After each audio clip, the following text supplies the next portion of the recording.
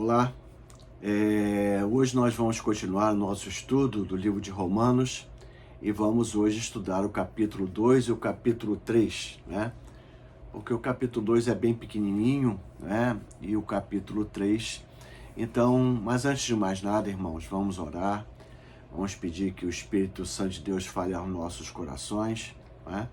Que nos dê sabedoria, que nos dê entendimento para conhecer a vontade dele. Senhor Deus e Pai, aqui estamos nós, Senhor Jesus, aprendendo mais de Ti, aprendendo mais sobre a Tua palavra, Senhor.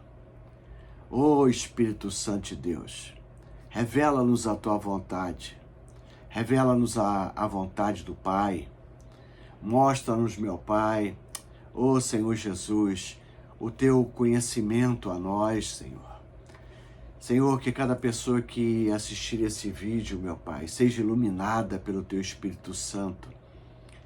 Que dúvidas possam ser sanadas, Pai. Que verdadeiramente a Tua glória seja derramada sobre cada pessoa que vai assistir esse vídeo, meu Pai. Que verdadeiramente cresçamos em Cristo Jesus. E tudo isso é para a glória dEle. Amém e amém. Amém, irmãos. Vamos lá, então, né? Qualquer dúvida que você tenha, é só você falar comigo para nós tentarmos sanar essas dúvidas, né, que podem surgir. O livro de Romanos, para mim, é o principal livro da Bíblia. É claro que os evangelhos são importantíssimos, tudo é importante na Bíblia, mas o livro de Romanos é algo precioso, né? Bom, vamos lá então. Capítulos 2 e capítulo 3 de Romanos, irmãos. O apóstolo Paulo está tratando da pecaminosidade universal. Ou seja, que todo ser humano está debaixo do pecado original de Adão, né?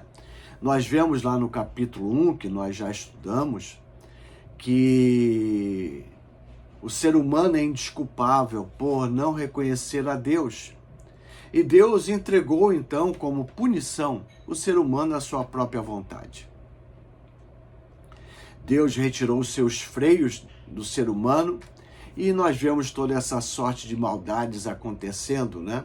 Não por culpa de Deus, mas pela pecaminosidade do ser humano. Então, Paulo vai tratar isso agora aqui no capítulo 2 e capítulo 3. No capítulo 2, irmãos, que será bem breve, Paulo está falando, basicamente, o capítulo 3 também, mas Paulo está começando a abordar esse tema para os judeus. Por quê? Porque o judeu, ele aceitava, né, ele concordava com a ira de Deus, com o juízo de Deus sobre os ímpios. Eles concordavam sobre isso, diziam que isso era certo, não é? Mas Paulo vem agora afirmar que esse juízo de Deus, que essa ira de Deus, não é apenas sobre os ímpios, mas é sobre todos. Sobre todos aqueles que transgridem, né, a vontade dele. E nisso estão os judeus também, né? Então, Paulo começa a tratar esse assunto, falar o que apesar dos judeus serem o povo de Deus, né, terem sido escolhidos por Deus, e ele vai tratar isso depois, a gente vai ver na próxima aula, né, no capítulo 4, sobre Abraão.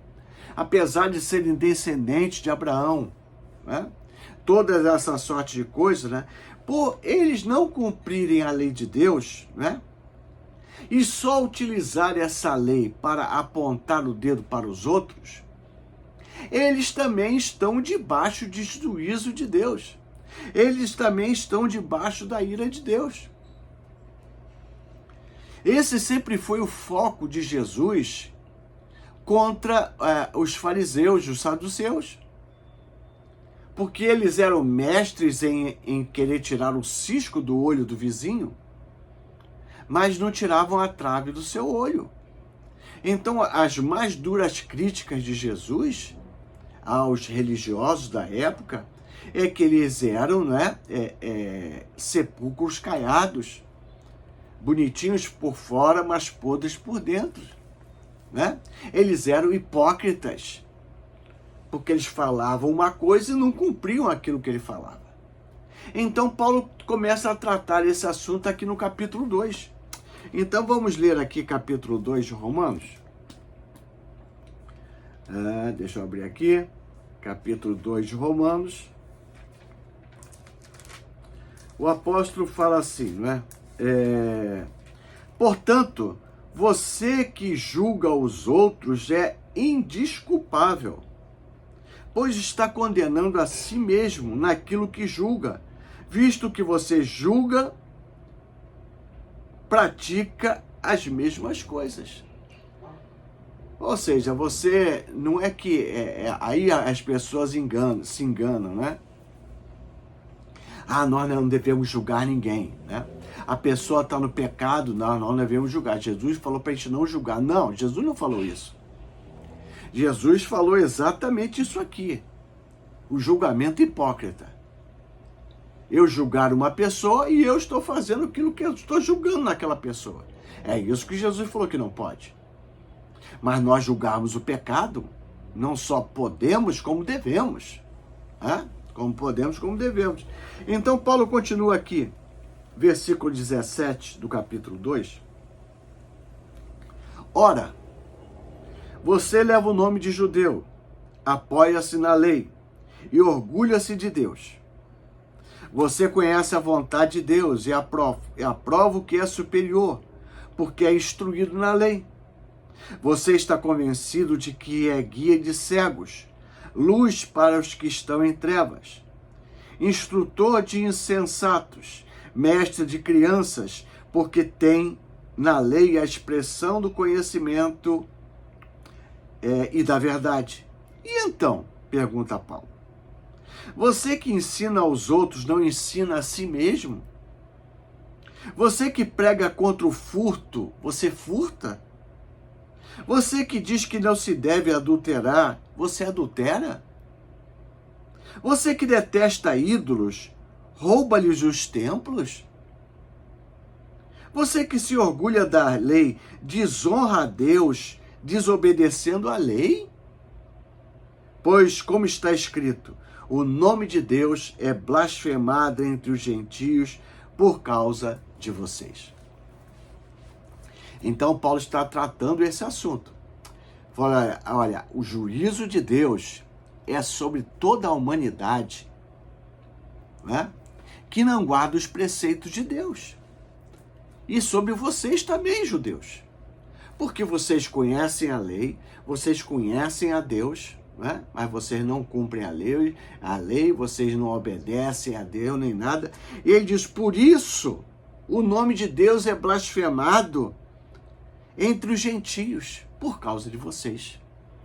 Irmãos, o nome de Deus está sendo blasfemado nos dias de hoje por causa da igreja evangélica, por causa dos falsos profetas, por causa dos falsos pastores, por causa dos falsos crentes, que batem no peito dizendo, não, eu sou crente, eu sou cristão, não, eu sou profeta, não, eu sou pastor, não, eu sou bispo, eu sou apóstolo.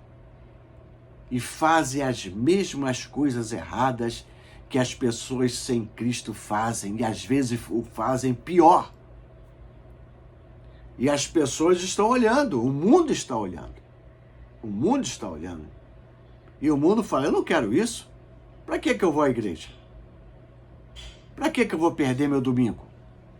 Para que eu vou ler Bíblia? Olha o exemplo daquela pessoa. Aquela pessoa está na igreja todo domingo. Aquela igreja diz que aquela pessoa diz que é cristã, que é crente. Ela bate no peito, eu sou crente, eu sou crente. Ela aponta o dedo. Você vai para o inferno. Né? Ela aponta o dedo. Mas ela faz coisas terríveis. Então o nome de Deus é blasfemado. Porque nós somos, irmãos, o rosto de Deus nesse mundo. Nós somos a figura de Cristo nesse mundo. Então, se o mundo olha para nós e não vê Cristo, se o mundo olha para nós e, perdão da expressão, vê o diabo, então, qual é a diferença? Né? Qual é a diferença? Então, como Paulo fala, comamos e bebamos. Vamos mergulhar na impureza, porque esse aí... Então, a mesma coisa que Paulo está falando aqui, irmãos, infelizmente, nós vivemos nos dias de hoje. Muito se fala sobre o diabo. Realmente, o diabo é o nosso adversário, nosso inimigo, né? Mas o pior inimigo da igreja é a própria igreja. O pior inimigo de salvar vidas, né, é o péssimo testemunho que a igreja dá nos dias de hoje. São essas loucuras que a gente vê na internet. Eu recebo dezenas, né, que essa coisa, né, fica, né, a internet começa, o YouTube começa a ver, né, aquilo que você olha mais e começa a enviar aquela enxurrada de coisas. É uma vergonha, irmãos, o que a gente vê. Uma vergonha. Não tem nada a ver com o evangelho, né? Mas, então, Paulo no capítulo 2 e trata ele sobre esse assunto, né? Falando para o judeu, falando, olha, vocês também estão debaixo de juízo, né? Você é indesculpável. Então, vamos entrar agora no capítulo 3, porque essa é a tônica do capítulo 2, tá? O capítulo 3 continua tratando da pecaminosidade universal do ser humano. Então, o capítulo 3, do versículo 9 até o versículo 18, Paulo fala exatamente sobre isso, pegando algumas passagens lá do Antigo Testamento, e Paulo aborda de maneira maravilhosa. Então, capítulo 3, versículo 9, olha só. Que concluiremos então? Estamos em posição de vantagem, falando dos judeus, né? Porque Paulo era judeu também, fariseu de fariseus. Então Paulo fala assim, não, nós não estamos em vantagem. Já demonstramos que tanto judeus quanto gentios estão debaixo do pecado. Então fala, olha, eu já falei aqui no capítulo 2, né? O capítulo foi separado, esse é uma carta, né? Não tinha capítulos, né? Eu já demonstrei antes, no início do capítulo 3 aqui, né? Eu já demonstrei antes, né, que tanto o gentio quanto o judeu, como todo, como o grego, como o romano, todos estão debaixo do pecado. E agora ele vem trazendo algumas passagens do Antigo Testamento, versículo 10. Como está escrito, não há um justo sequer, nenhum sequer. Não há ninguém que entenda, ninguém que busque a Deus. Todos se desviaram, tornaram-se justamente inúteis. Não há ninguém que faça o bem, não há nenhum sequer. Veja, Paulo, ele vai numa crescente nesse livro de Romanos.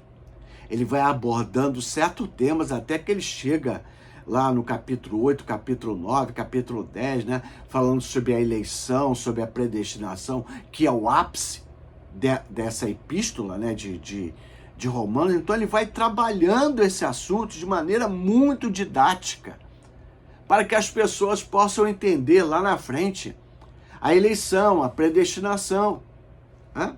Então Paulo fala assim, não é um justo sequer. Não há ninguém que entenda, que conheça a Deus. Ninguém, né? Todos se desviaram. Não há ninguém que faça a Deus. Então isso vai de encontro quando nós formos falar sobre capítulo 8, capítulo 9, capítulo 10, né? Daquilo que Paulo fala, olha, o ser humano está morto. Como o ser humano vai encontrar Cristo Jesus, né? Se não ele não entende. Ele não pode buscar Deus, ele não entende, ele não sabe nada. É como uma criança recém-nascida e você bota a mamadeira ali do lado para ela e fala assim, vai lá beber, pega o leitinho lá, não morre de fome não, pega o leitinho. Mas como? Ela não sabe. É isso que Paulo está falando aqui, né? Versículo 13. Não há ninguém que faça isso. Suas gargantas são um túmulo aberto, com suas línguas enganam. Veneno de serpente são os teus lábios. Não é só a boca fala do que o coração está, o quê? cheio. Então o coração do ser humano é um túmulo aberto, ele está morto. Ele está morto. Só sai coisa ruim. Veneno de serpente está nas suas bocas. Né? Vemos certas coisas aí na televisão, né, aterrorizantes, e a gente fala assim, como é que pode? Nem um animal faz isso, nem um ser selvagem faz isso, mas o ser humano faz. Suas bocas estão cheias de amargura, de maldição, seus pés são ágeis para derramar sangue. Ruína e desgraça marcam os seus caminhos e não conhecem o caminho da paz. Esse é o ser humano, irmãos. Paulo vai relatando depois, lá em outros capítulos, ele fala de vários adjetivos para o ser humano, nos últimos dias serão assim, mas esse é o ser humano, irmãos. O ser humano, ele é perverso. Ele está caído. Ele está entregue às suas próprias emoções, às suas emoções mais bárbaras, seus prazeres mais mundanos. Não conhecem o caminho da paz, não conhecem. Você se lembra de algum período na história que você é vivo, né, que houve paz? Você conhece? Eu não conheço. Sempre guerras, tumultos, confusões. Aos olhos, versículo 18, aos seus olhos é inútil temer a Deus. Não há temor de Deus na humanidade. Não há receio das coisas de Deus. Não. Não há ninguém que pense em céu, inferno, em nada. Nada. Inútil. Aos olhos deles é inútil temer a Deus. Então Paulo está tratando desse tema mais uma vez. Esse é o ser humano. Por isso que a Bíblia fala, né? Maldito é o homem que confia no próprio homem, que coloca nele a sua própria força, a sua própria, né, expectativa. Maldito é aquele que confia que um político vai mudar a nossa sorte, que um presidente vai mudar a nossa sorte, que um deputado evangélico e um senador evangélico vai mudar a nossa sorte. Mas as pessoas acreditam, né? Infelizmente, em vez de acreditar em Cristo Jesus, nosso Salvador, né, prefere acreditar em homens, colocar a sua, né? Uns confiam em carros, outros confiam em cavalos, mas eu, você que é cristão, né, se glorie no nome do nosso Senhor Jesus Cristo. Então, continuando, irmãos. Versículo 20. Portanto, ninguém será declarado justo diante dele, ou seja, de Jesus, baseando-se na obediência da lei, pois é mediante a lei que nos tornamos plenamente conscientes do pecado. E versículo 28 diz assim, pois sustentamos que o homem é justificado pela fé, independente da obediência à lei. Bom, então Paulo fala aqui que, não é, que nós vamos ser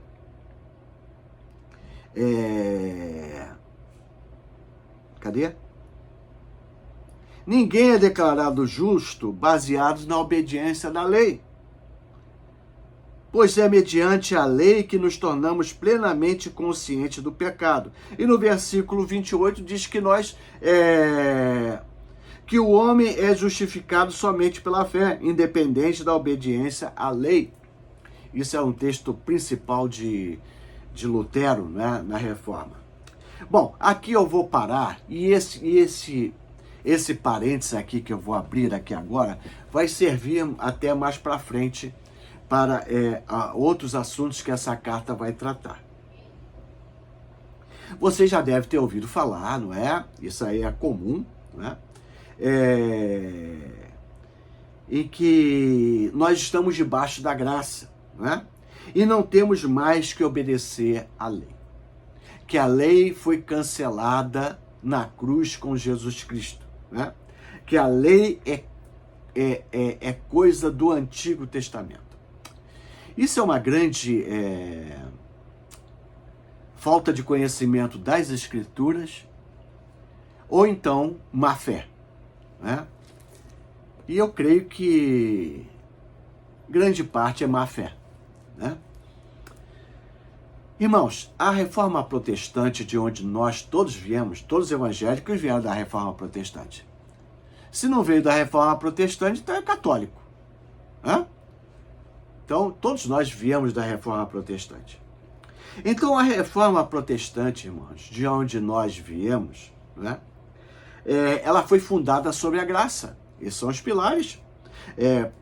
Lutero falava isso, né? O homem é justificado somente pela fé, independente da obediência da lei, é verdade? Né? Mas nunca a reforma protestante, nunca, nenhum reformador aboliu a lei de Deus. Nem Jesus aboliu a lei de Deus. Ele falou, eu vim cumprir toda a lei. Eu não vim tirar nem o tio da lei. Aí alguns de má fé, né? De má fé, porque isso nem está escrito na Bíblia, né?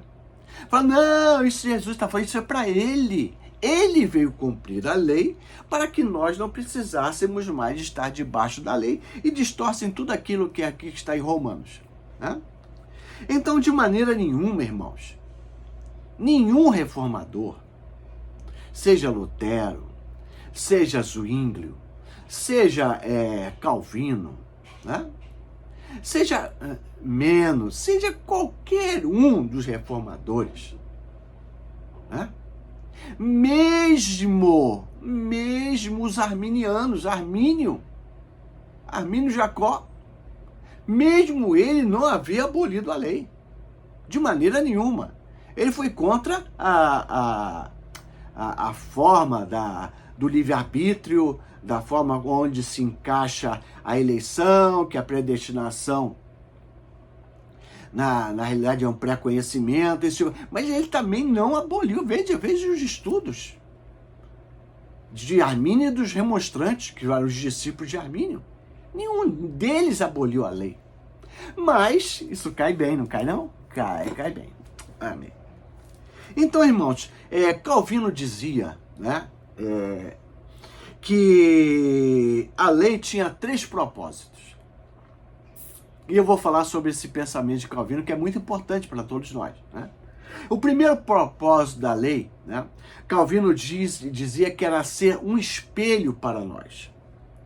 Ou seja, a lei refletia e reflete a justiça perfeita de Deus. A lei reflete o caráter de Deus e ilumina a nossa pecaminosidade. A lei, ela mostra, né, a perfeição de Deus, a justiça perfeita de Deus, que nós nunca vamos alcançar. Nós prosseguimos para alcançar, mas nunca vamos alcançar, que o patamar é muito alto. A lei reflete o caráter de Deus, né? E a lei nos mostra aonde nós estamos, né? Aqui embaixo, né? A lei reflete a pecaminosidade humana.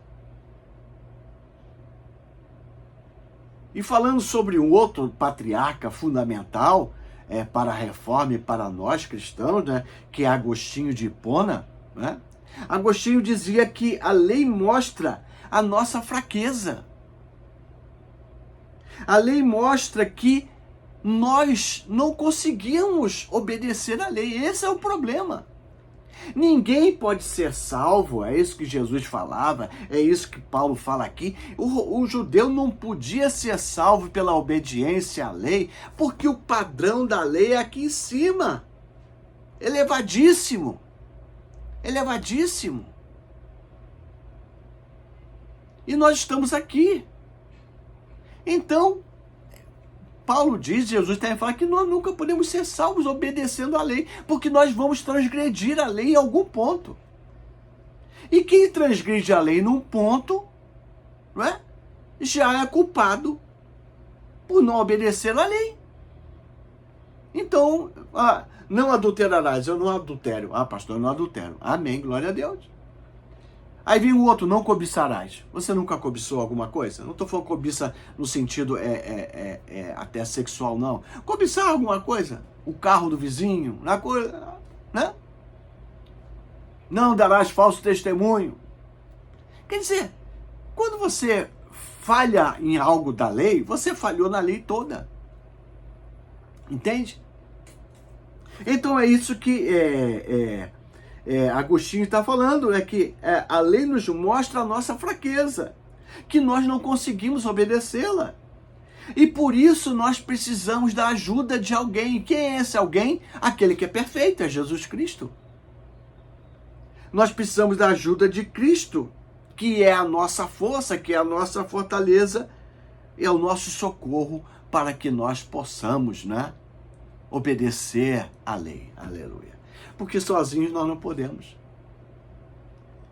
O segundo propósito que Calvino diz que sobre a lei, é restringir o mal.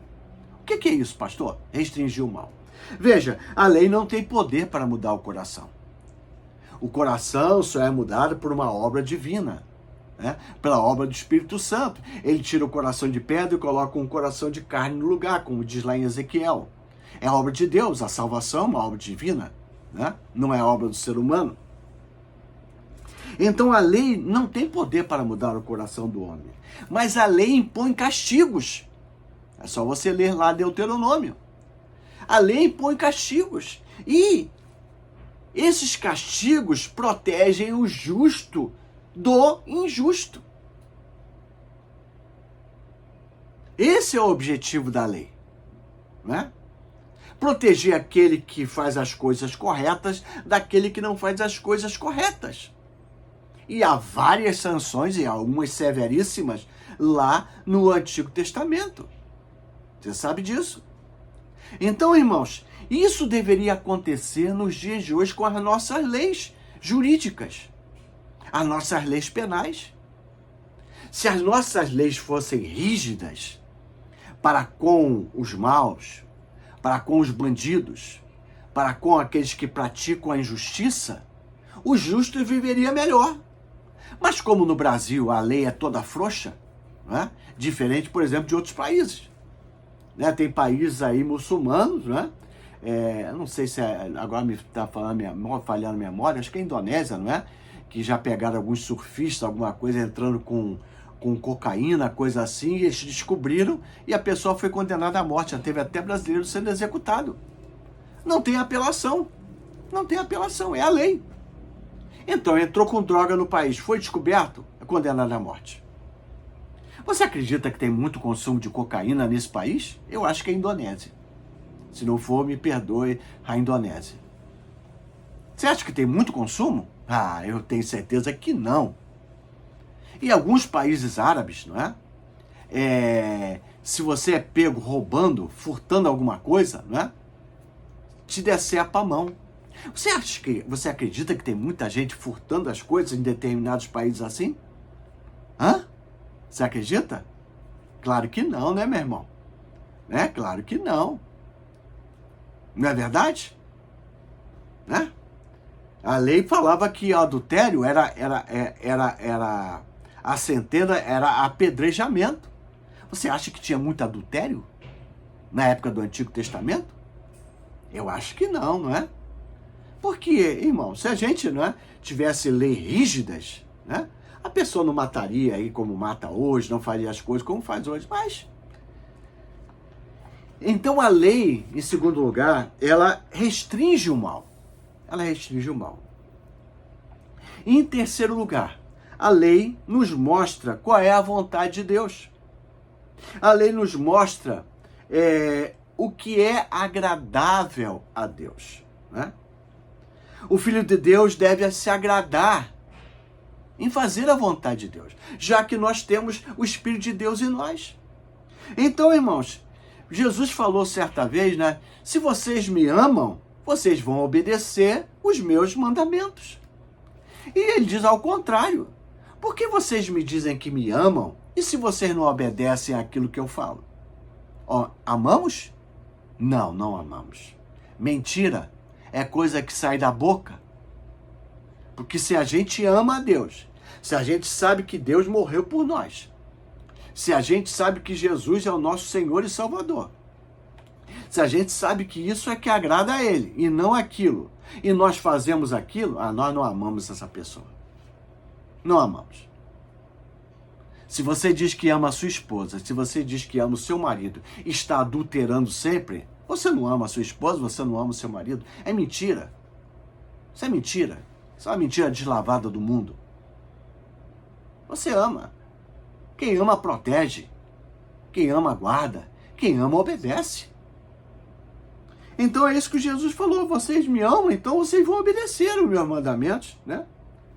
A lei moral revelada na Bíblia, irmãos, nos mostra, já falei isso antes, o quão pecadores nós somos.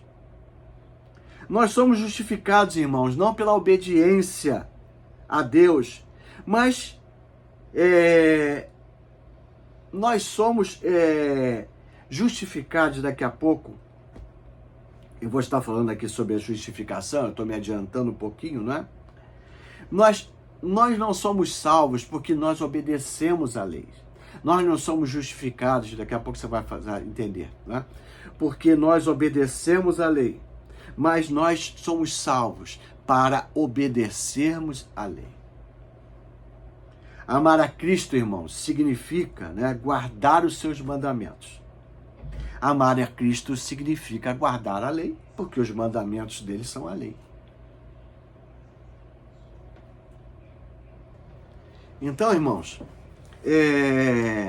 essa historinha, né, de que eu tenho Jesus no coração, mas eu não tenho Jesus nas minhas atitudes, isso é falso.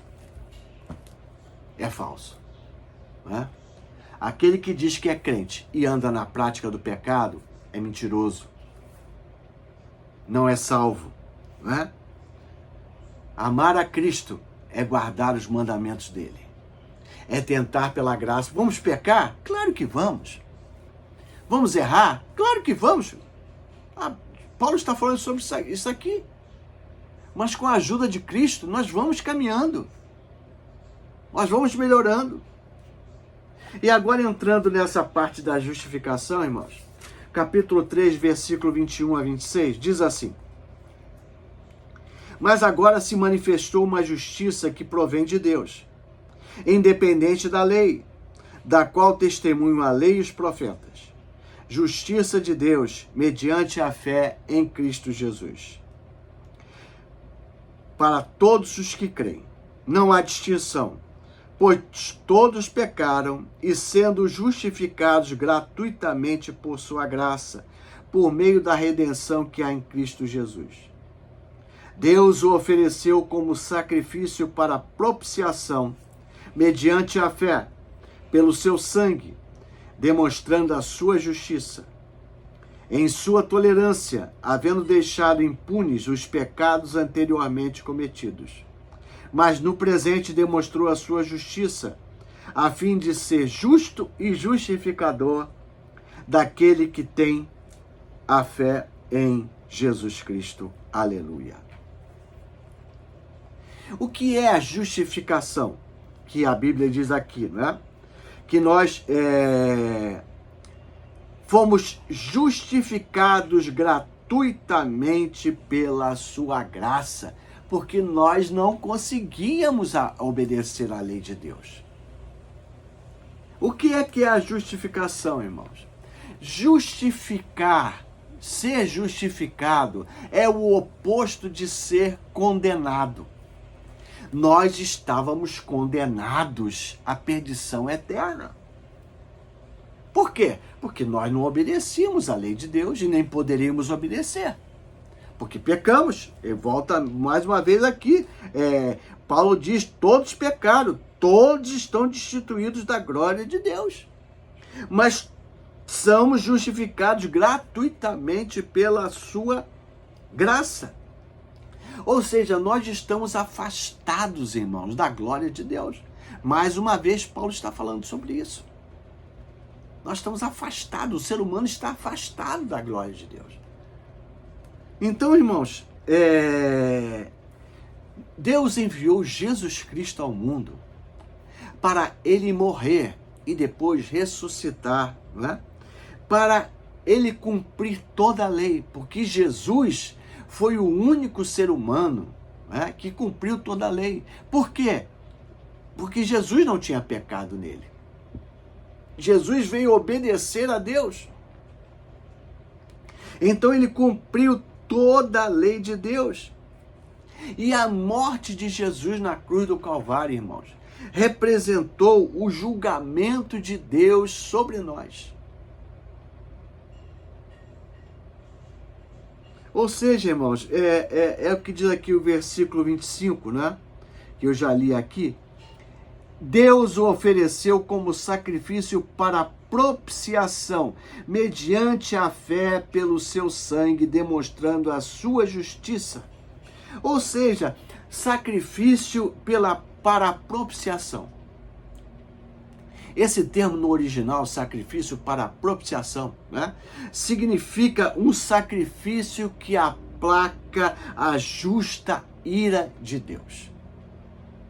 Como nós vemos aqui no capítulo 2, início do capítulo 3, capítulo 1 também, não é? Deus está irado. Deus está exercendo o seu juízo, porque a humanidade está completamente fora da sua vontade. Mas Jesus Cristo, ele se ofereceu. Ele, na cruz do Calvário, ele carregou o pecado de todo ser humano. Mas o todo ser humano é para aquele que crê, mediante a fé, né? Sempre pela fé. Então, a cruz do Calvário tem poder para salvar qualquer pessoa? Tem poder para salvar qualquer pessoa. Mas a cruz do Calvário, o sangue de Jesus, o sacrifício de Jesus, né, que aplaca a justa ira de Deus, o justo juízo de Deus, só é alcançado para aquele que crê em Jesus Cristo como seu Senhor e Salvador. Então Deus pega, né, essa morte de Jesus Cristo, né, esse julgamento sobre Jesus e transfere para nós. Transfere para nós. Quando nós aceitamos Jesus como nosso Senhor e Salvador, e aí eu volto a repetir aquilo que Paulo falou. Se nós amamos Jesus, nós vamos obedecer a Jesus. Eu não posso dizer que Jesus é o meu Senhor se eu tenho outros senhores. Ou seja, o que eu estou querendo dizer com isso? Que se eu obedeço os mandamentos do mundo para determinadas coisas e eu jogo fora os mandamentos de Deus. Então, Jesus não é meu Senhor. Não existe um Jesus Salvador sem ser um Jesus Senhor. Não existe. Amém? Então, se Jesus é o meu Salvador, obrigatoriamente ele tem que ser o meu Senhor.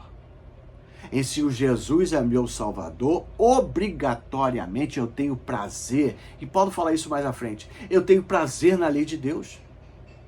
Porque eu sei que isso é a vontade do meu Pai. Então, irmãos, somente pela fé, versículo 28 diz aqui que eu já li, pois sustentamos que o homem é justificado pela fé, independente da obediência da lei, porque pela obediência da lei, o ser humano sem Cristo não pode obedecer. Já falamos isso, Paulo já falou isso. Então, ou seja, nós somos pela fé unidos a Cristo Jesus. Pela fé, não é? Nós somos unidos ao Cristo ressuscitado, e somos justificados. Ou seja, não há nenhuma condenação. Paulo fala sobre isso depois, não é? Nenhuma condenação há para aquele que está em Cristo. Nenhuma condenação há, porque Jesus morreu por mim. Ele levou sobre si o meu pecado. Ele pagou a dívida descrita que estava sobre nós. Ele anulou isso na cruz do Calvário. E finalizando, irmãos, versículo 24. Cadê? Sim. Sendo justificados gratuitamente por sua graça, por meio da redenção que há em Cristo Jesus. Deus, através do seu Filho Jesus Cristo, irmão, tomou a iniciativa. Foi a iniciativa de Deus. A salvação é, do início ao fim, uma iniciativa de Deus. Não há salvação com iniciativa do ser humano. Isso é balela. Isso é um termo que é usado para falar do poder do homem, antimonismo.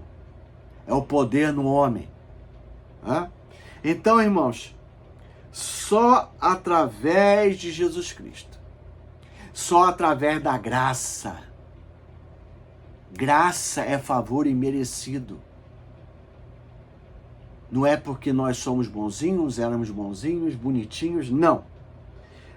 Deus tomou a iniciativa de oferecer o seu Filho amado, porque Deus amou o mundo de tal maneira que deu o seu Filho amado para morrer por nós, para que todo aquele que nele creia tenha a vida eterna, seja filho de Deus.